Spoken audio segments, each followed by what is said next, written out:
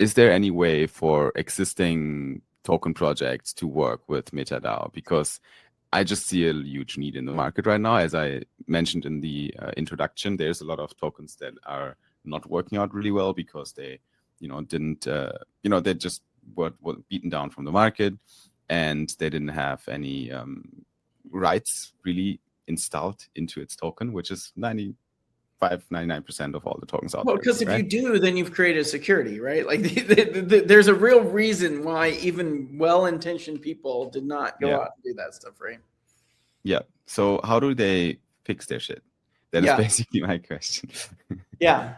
I mean, it's a very good question. The answer is yes, that there is probably going to be a spectrum of like what we constitute as an ownership coin.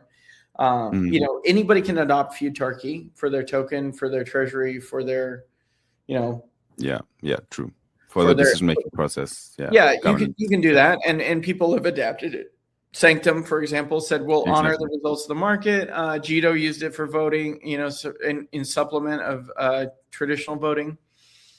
So you can do that. And then I'm working with teams behind the scenes on like how to do the full conversion over. And then like, what does that actually look like? So, can we transfer intellectual property over so that this is governed and directed underneath that?